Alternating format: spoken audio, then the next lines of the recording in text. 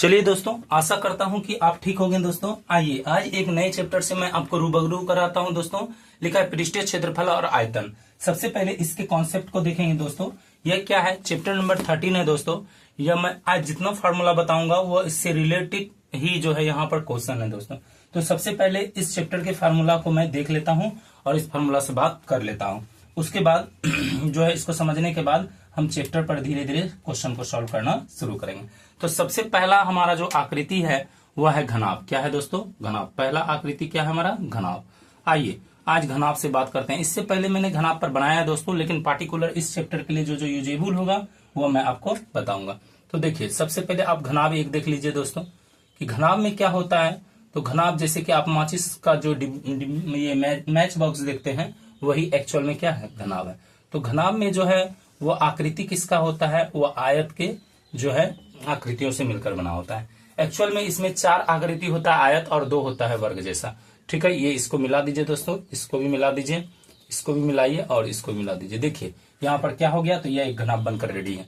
ये part B कहलाता है, ये पार्ट एल कहलाता है और ये पार्ट क्या कहलाता है? एच कहलाता है। इस प्रकार मैंने घनाभ का पिक्चर आपके सामने रख दिया है। दोस्तों आइए तो पहले देखते हैं घनाभ का जो है पृष्ठीय क्षेत्रफल क्या होता है, ये घनाभ का आयतन क्या होता है, घनाभ का विकर्ण क्या होता है, तो वो देख लेते हैं। यहाँ पर क्या है, तो घनाभ के लिए लंबाई है। क्या है? लंबाई। ये क्या हो गया घनाभ के लिए? तो घनाभ के लिए यह हो गया दोस्तों लंबाई। अब इसी तरह घनाभ के लिए बी क्या है, तो यह है चौड़ाई। क्या है? चौड़ाई। और ये एच जो है घनाभ के लिए क्या है, तो घनाभ के लिए एच हो गया ऊंचाई। क्या हो गया? ऊंचाई हो गया दोस्तों। ठीक है, इस प्रकार घनाभ का तीनों पार्ट मैंने आपके सामने रखा। तो आइए अब देखते हैं घनाभ का सबसे पहले आयतन देखते हैं। क्या देखते हैं दोस्तों? सबसे पहले घनाभ का आयतन देख लेते हैं। तो घनाभ का आयतन बराबर, तो घनाभ का क्या हो गया दोस्तों? आयतन बराबर। घनाभ का आयतन क्या होता है? लंबाई गुना चौड़ाई गुना ऊंचाई। इसी को शॉर्ट में L B H, L into B into H कहते हैं। आप इस तरह लिखिए L into B into H, अर्थात लंबाई गुना चौड़ाई गुना ऊंचाई। दूसरा नंबर देखिए दोस्तों, दूसरा नंबर क्या कहता है, तो दूसरा हम इसका जो जरूरी पड़ता है हमको घनाभ का जो है वो पृष्ठीय कुल पृष्ठीय क्षेत्रफल का जरूरी पड़ता है। तो लिखेंगे घनाभ घनाभ का कुल पृष्ठीय क्षेत्रफल बराबर। ठीक है, कुल पृष्ठीय क्षेत्रफल, कुल पृष्ठीय क्षेत्रफल बराबर। इसी को शॉर्ट में कहते हैं टोटल सरफेस एरिया। ठीक है, कुल पृष्ठीय क्षेत्रफल हो गया दोस्तों। तो कुल पृष्ठीय क्षेत्रफल क्या होता है? 2 into L B plus B H और प्लस होता है एच एल। ठीक है दोस्तों, तो 2 into L B plus B H जो है B H plus H L ये होता है दोस्तों। ठीक है, आइए अब देखते हैं घनाभ का जो है वक्र पृष्ठीय क्षेत्रफल क्या होता है। तो लीजिए दोस्तों, घनाभ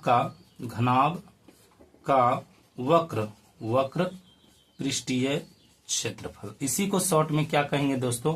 तो लेटरल जो है सरफेस एरिया कहलाता है। तो ये हो जाएगा, क्या हो जाता है दोस्तों? 2 इंटू एल प्लस 2 ऊंचाई इंटू लंबाई प्लस चौड़ाई, अर्थात हो जाता है 2h into L plus B. इसी को दूसरे तरीके से अगर हम देखना चाहे तो इस प्रकार देख सकते हैं। क्या इसमें एक पार्ट घटा दीजिए, अर्थात ये हो जाता है 2 into L B plus B H plus H L. अब माइनस कर देते हैं एल बी, अर्थात एक पार्ट माइनस हो जाता है। तो इस प्रकार भी वक्त इसका निकल जाता है दोस्तों। ठीक है, आइए अब इसका 4 नंबर फॉर्मूला देख लीजिए दोस्तों। तो 4 नंबर इसका जो फॉर्मूला कहता है वो क्या है? तो 4 नंबर है घनाभ का विकर्ण। घनाभ का विकर्ण बराबर, तो घनाभ का विकर्ण। ठीक है, घनाभ का विकर्ण जो होता है वो क्या होता है? तो under root L square plus B square और प्लस होता है एच स्क्वायर। ठीक है दोस्तों, L square root under L square plus B square plus H square. घनाभ को अंग्रेजी में क्यूबाइड कहते हैं। क्या कहते हैं? क्यूबाइड, अर्थात हो गया या क्या?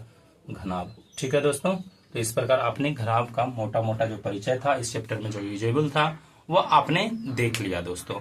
आइए घनाभ का जब काम खत्म हो गया तो आपको मैं घन से मिलाता हूं दोस्तों। आइए दोस्तों, तो चलिए समय आ गया है घन से परिचय लेने का दोस्तों। तो घन देखिए, आप देखे होंगे छग्गा वगैरह जो लूडो खेलते हैं उसमें किस तरह का पासा होता है, तो एक वह वर्गाकार पासा होता है, ठोस वर्गाकार रहता है। तो उसी तरह का पिक्चर यहाँ पर हमको सॉल्व ये बनाना होगा दोस्तों। तो ये वर्ग में क्या होता है, सारा पार्ट जो होता है वह घन का होता है। ठीक है, किसका होता है? घन। घन मतलब ये जो है वर्ग का पार्ट होता है। किसका होता है? वर्ग का। इसमें सारा पार्ट जो होता है वो वर्ग का सरफेस होता है दोस्तों। मैं पिक्चर क्रिएट कर रहा हूं। आप देखिए दोस्तों, ये देखिए इस तरह से मैं पिक्चर क्रिएट कर दिया मैंने। तो ये जो आपके सामने दिख रहा है वो क्या है, एक घन है दोस्तों, घन। इसी को अंग्रेजी में क्या कहते हैं, क्यूब कहते हैं। क्या कहते हैं, क्यूब। अब इसमें चूंकि सभी पार्ट जो है, सभी जो सरफेस 6 का 6 सरफेस है वह सभी क्या है, तो चूंकि घन है, ये वर्ग है, और वर्ग का प्रत्येक भुजा क्या होता है दोस्तों, बराबर। अर्थात इसको अगर जब मैं ए कंसीडर करता हूं तो इसका लेंथ भी कितना कंसीडर हो जाएगा, ऑटोमेटिक ए हो जाएगा। और ये इसका हाइट भी क्या हो जाएगा, ए कंसीडर होगा। ठीक है दोस्तों, तो इस प्रकार आपने देखा कि एक भुजा अगर ए है तो सारा भुजा इसका क्या हो जाएगा, ए हो जाएगा। आइए अब इसका फार्मूला हम देखते हैं। सबसे पहले देखना चाहेंगे कि घन का जो है वह आयतन कितना होता है। तो देखिए दोस्तों, तो लिखेंगे घन का आयतन बराबर, घन का आयतन बराबर अर्थात वॉल्यूम बराबर कितना हो जाएगा इसका। तो जैसा कि उसमें आपने देखा घनाभ में L into B into H, उसी तरह आपको लिख देना है A into A into A. इसका मतलब होता है फाइनलाइज रूप में ए क्यूब, अर्थात भुजा का क्या होता है दोस्तों, क्यूब होता है। भुजा का क्या होता है, क्यूब। अब देखिए घन का संपूर्ण पृष्ठीय क्षेत्रफल क्या होता है, संपूर्ण पृष्ठीय क्षेत्रफल। ठीक है दोस्तों, इसको कहेंगे टोटल सरफेस एरिया। तो यहां पर कैसे निकलेगा, या चूंकि इसमें कितने टोटल जो है सरफेस हैं, 6 हैं। और एक अगर जब मान लीजिए कि हमको वर्ग का क्षेत्रफल निकालना है तो भुजा स्क्वायर होता है।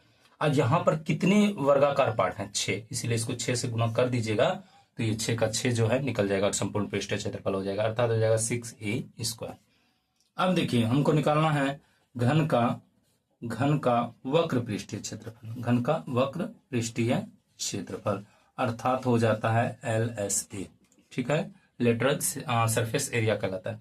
तो चूंकि इसमें जब वक्र की बात करते हैं तो ऊपर नीचे छोड़ देते हैं। ठीक है दोस्तों, अर्थात चारों दीवार की बात होती है, तो इसलिए इसको कहते हैं 4a। क्या होता है दोस्तों, 4a²। ठीक है, 4a² हो जाता है। उसी तरह आप देखिए एक और पार्ट बचा है, घन का विकर्ण, घन का विकर्ण दोस्तों।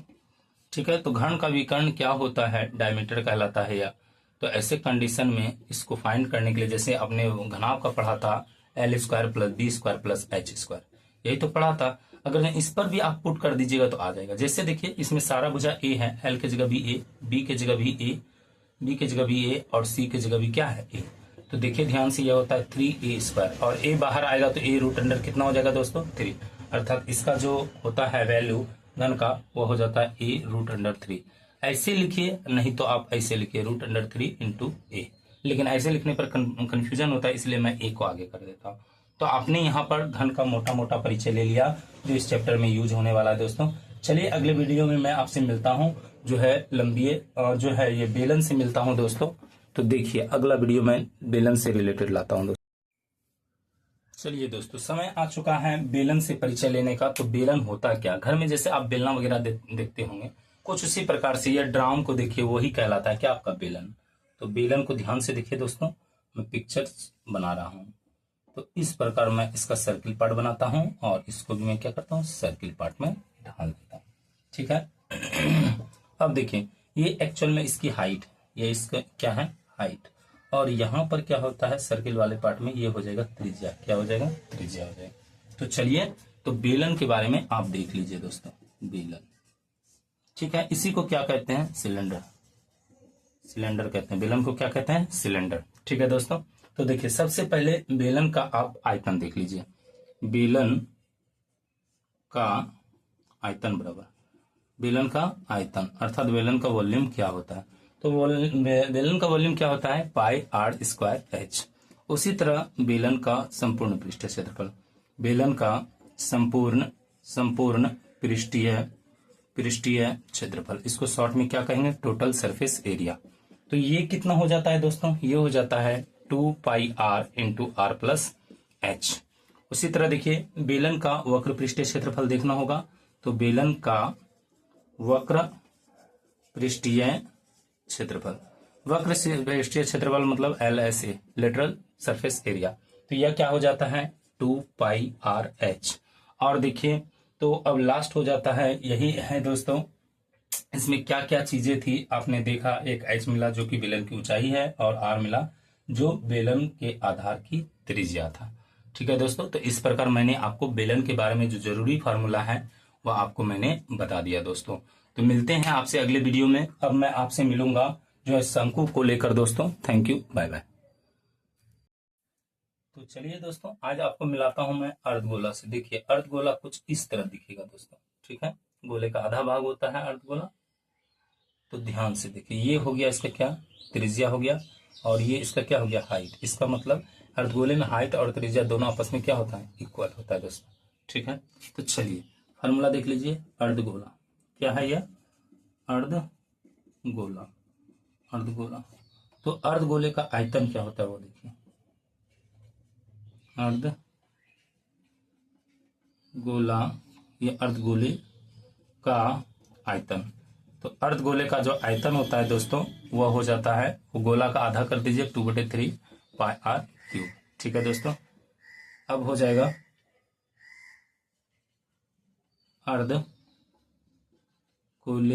का क्या, तो अर्धगोले का दोस्तों हो जाएगा वक्र पृष्ठीय क्षेत्रफल। वक्र पृष्ठीय क्षेत्रफल, अर्धगोले का वक्र पृष्ठीय क्षेत्रफल कितना हो जाएगा, तो यह हो जाता है दोस्तों जाकर 2 पाई आर स्क्वायर। और जबकि अर्धगोले का संपूर्ण पृष्ठीय क्षेत्रफल,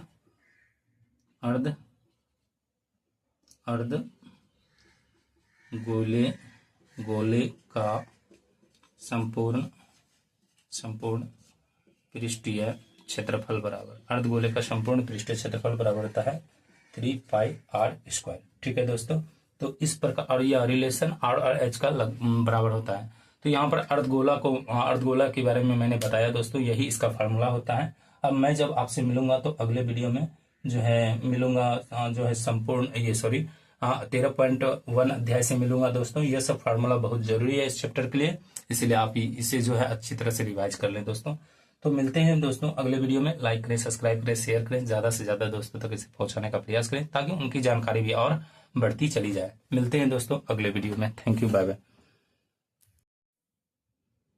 चलिए दोस्तों, आज हम लोग जो है गोले का चर्चा करेंगे। आप एक बॉल को देखते होंगे दोस्तों, उसी तरह से किसी गोला को जो फेंका जाता है। चूंकि यह 3D पिक्चर है, इसमें आपको 2D है तो लग रहा है जैसे वृत्त हो, लेकिन यह गोला है। आप एज अ समझ लीजिए तत्काल के लिए क्या है, यह एक बॉल है, प्लास्टिक का या रबड़ का, इस तरह का बॉल समझ सकते हैं।